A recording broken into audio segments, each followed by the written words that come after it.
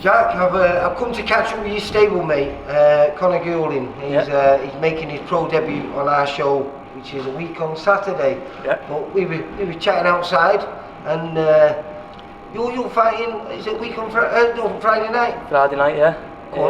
Who and where and why? Jordan Perkins, I think his name is. I just got a phone call last minute and I thought, 4 rounds, good money, can't turn it down, beatable kid. But that's what I like, because you actually, you have started your journey on the road. Yeah. You lost your first 3 fights, but to very, very good kids, very good amateurs. Yeah, well schooled, yeah. And then you got an opportunity to fight on a Black Flash show in the home corner, and you took full advantage of it, and you beat Stephen Jackson. Yeah, beat him over 4 rounds. Tough kid, very tough. I hate me right hand. Have you ever never met Stephen Jackson before? Because you're managed by the same guy, though, aren't you? Yeah, well, I've done a few rounds with Steve up in Rochdale. Stubbsy's gym, Darren Stubbs, yeah. So I've sparred him. I've done probably about 15 rounds with Steve, sparring, yeah. But I think sparring's different to actually fighting, and it's a big difference. Totally different. But he's a tough kid. You can hit him with the kitchen sink. Well, he's proved he's a tough kid. I think he's had 24 fights, never been stopped. Won 1, drawn 1, lost 22, 23 fights, but been the distance with, as you mentioned there. We were saying, in your weight category, because you're super flyweight, bantamweight, aren't you? Yeah. And the problem is you're all very good kids, or exceptionally good. Yeah. And there's nothing really in between. There's no stepping stones. No. You have to go from fighting good kids to fighting really, really, really good kids. Yeah. And it's a hard way to learn, and you are learning on the job, because we was talking and very limited amateur experience. Yeah, no, I think I had about 4 amateur fights, and I don't think the bounciness suits me, the amateur style, in, out, stuff like that. I plant my feet and I love to let my shots go. You're 25 now? Yeah. So when did you have your first amateur fight? 2012. So was it a big break from your amateur fights to deciding to go pro and going back to a gym? What happened? Well, to be honest with you, I won't say fell out of love with the sport, but I just felt like I wanted to come out the gym for a little bit, and I think it extended a bit more than what it should have, because I was literally training every day. I was coming home from school, getting the bus all the way up to town, training in the Salisbury, getting the bus all the way home, and I was doing that for about 3 years straight. So I felt like I needed a break from doing it. And then I was doing white collars, just literally fighting. Can you come down? Someone hasn't turned up. Yeah, be there 10 minutes. Gives 10 minutes to get the bus up. And I'd just turn up and fight kids 2 stone heavier than me and stuff like that. Because a great thing that's just happened to you is you've just passed your driving test. Yeah. And so life has suddenly become easy for you, because you were getting the bus here every day, wasn't you? Every day, and then working as well, because you work full time. Yeah, so I'd do like a 9-10 hour shift, and then I'd get home, I'd have 5 minutes to get changed, get my gym bag ready, I'd get the bus down here, I'd train, I wouldn't be getting back home in mine till about 9 o'clock. So then I'd have to have a little quick bite to eat, shower, bed, work, same again. Eat, sleep, repeat. Eat, sleep, repeat, but it's got to be done. No, it hasn't. For most people, it hasn't been done. But it's something that you're doing the hard way. You're going on the road. We was talking before we came into the place outside, and I said a perfect example for you to look up to is a kid called Craig Derbyshire. Now, Craig, I went to see him and his manager. They were going to fight, I think, Marcel Braithwaite for Craig's English title. Marcel won the English title off him. Oh, yeah. So I went down to chat with him first. And they came up with a great saying. He told me, he said, we went on the road earning and learning. I think that's what you've got to do, isn't it? Earn and learn? Most definitely, yeah. I mean, I could sell tickets. For my home show, I've done about 110 for my first home show, but I'd rather have my losses on my record to the kids I've lost to than fight 5, I won't say bums, but 5 journeymen and 5 wins. We just said before, there is no bums in your weight division. No, but like there's journeymen, isn't he? So like Stephen Maguire, for example, like, I'd much rather have Conor Kershaw on my record than Stephen Maguire. Conor Kershaw, I think he's a double ABA champion. I think he was a 5 times national champion, 4 times ABA champion. But yeah, these kids that have boxed, I mean, the learning curves. Yeah. The learning curves. I think. And I looked at you upstairs, and I wouldn't have known that you're a novice, because that's what you are. You're a novice. Yeah, You've had 4 amateur fights and 4 professional fights. You can't, you know, that isn't the standard I've just seen upstairs. You look like a kid who,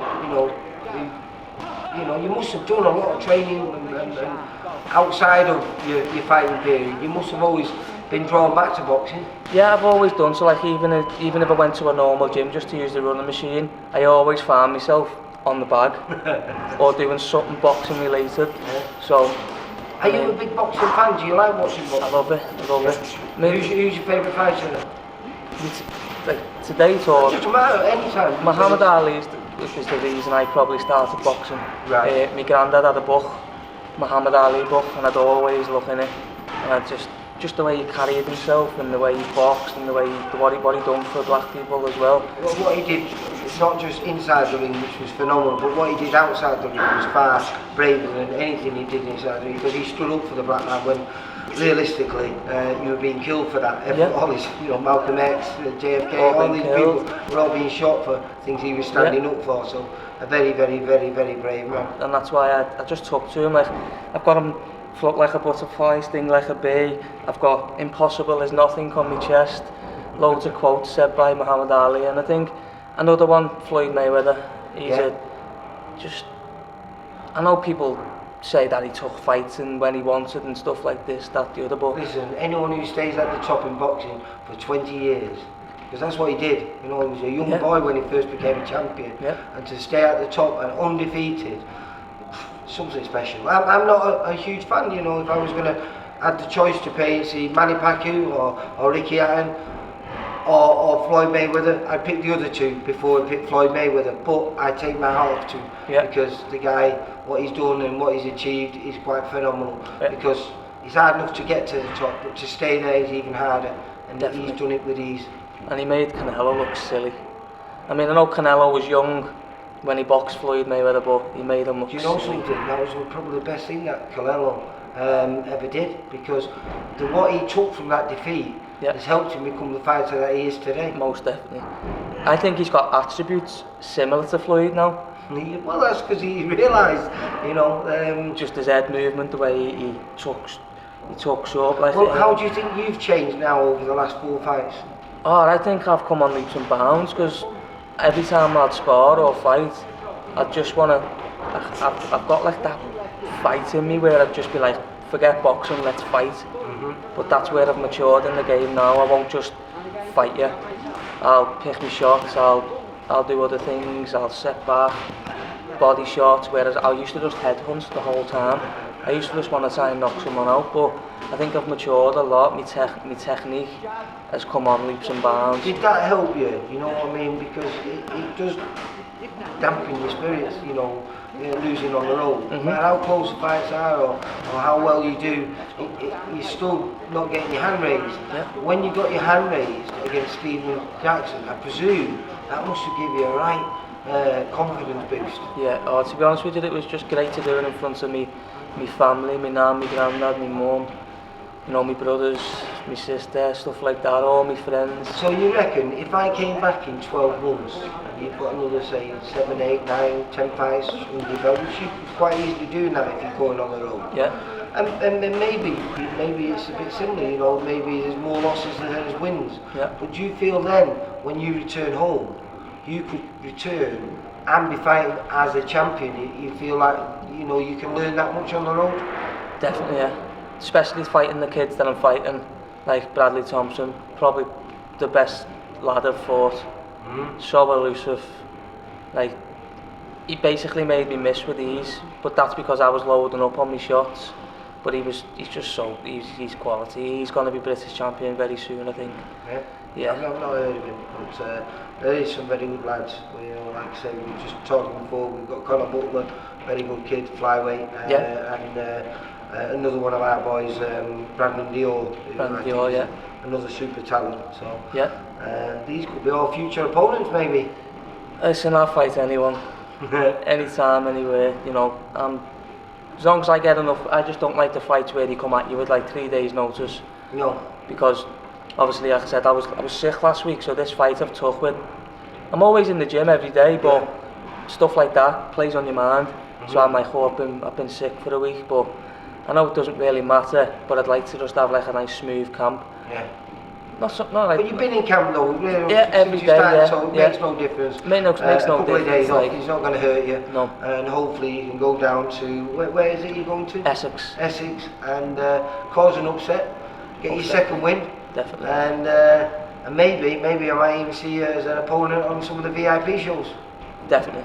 100%. That's so then I won't be wanting you to win, then you know that. No, that's absolutely fine, but I'll always come to win. Like. Well, listen, that's what you need to do. Keeping that winning mentality is a very hard thing to do on the road. Yeah. But like I said, if you want to take example of anyone, Craig Derbyshire.